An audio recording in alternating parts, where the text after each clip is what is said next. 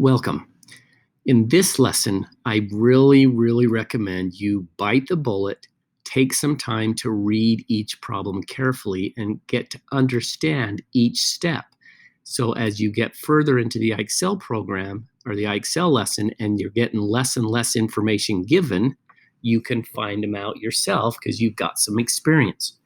So the first thing it does, most problems will have a given. It'll say, oh, look, angle SWT is congruent to angle TWU.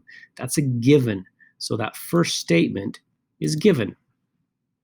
Then it states something. It goes, the measure of ST or SWT, so I come up here and look for SWT, that's this angle here, plus the measure of angle TW or TWU, that's angle, this angle here. When I add those two together, it equals 180. Now, I don't want to say they're congruent, so don't think those markings mean they're congruent that I put there. I just was marking them so we could see which two angles they were referring to. But they form a line. They form this straight line, those two angles put together. That's angles forming a linear pair summed to 180. Okay, now we have this measure of SWT, and the measure of SWT equals 180. Well, that's substitution. What they've done is they've taken this expression here, and in place of the SWU, which is right here, they've substituted in this one. So that's substitution. They use the part 1 to substitute in for part 3. So I put substitution.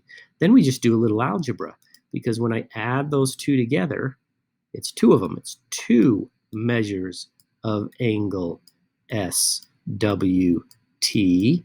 equals 180, right? Because they're like terms. They're just the same angle, so they're like terms. Then I divide by 2, so I did some algebra. And then the last thing is those two lines are perpendicular by definition. So again, you're going to need to take some time to walk through these and each step and say, okay, why is this a given? Well, because it was written up here. Why is this a given? It was written up here. The measure of this, well, that's definition of perpendicular lines. And by the way, that's what this symbol means. And this, that's why I'm asking you to take the time to read through these carefully. There's so many things in here that I would have to cover. This little symbol like that means perpendicular.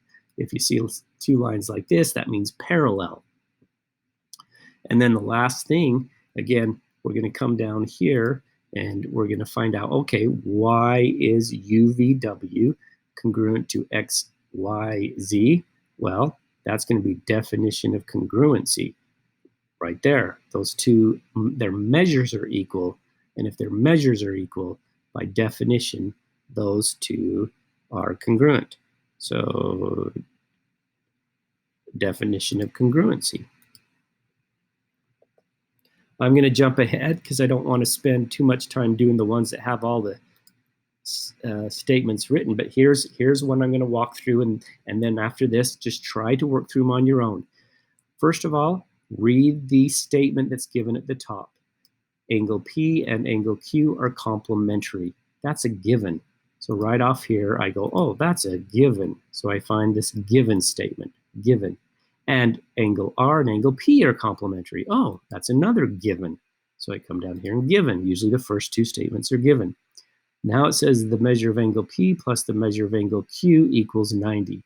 P and Q, well, that's definition of complementary. Complementary means that the two angles add up to 90 degrees. Definition of complementary. The measure of angle R plus the measure of angle P. Well, that's also definition of complementary. Now, the measure of angle P plus the measure of angle Q equals the measure of angle R plus the measure of angle P. Well, that's either the transitive rule or substitution. Usually that's the transitive, because if one thing equals 90 and something else equals 90, well, those two things must be also equal, transitive property. Now I just do some algebra, algebra, because I'm going to do is, if you notice, both of these expressions have a measure of angle P. I'm going to minus those off from both sides of this expression. If I minus them off, what am I left with? This expression here. So that's algebra. So I went from 5 to 6 by doing algebra. So I put in some algebra. And last but not least, If those two angles are congruent, are equal in measure, those two angles are equal in measure, by definition, they are congruent. Definition of congruency. Again, it takes some time, it takes some practice. You know what I did? The correct answer, transitive property of equality, algebra, definition of congruency.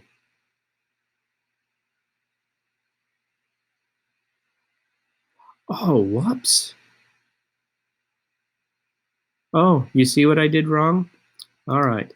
Well, for some reason, I clicked definition of congruency here, and that meant to be definition of complementary. I even said it. Go back and re-listen. I meant to say that as definition of complementary. And then this is another thing. I forgot, I got to mention, this here is an equal sign. Equal signs means equality. So, and I put congruency. Congruency means that they're the same shape, which you say that's very technical, and it is. But this, if this symbol here had been an equal sign with a little congruency symbol over it, then that would have been the transitive property of congruency, like I picked. If I had looked closer, I would have noticed the transitive, it had two transitive property of congruency and a transitive property of equality. So make sure if you see an equal sign, you do equality.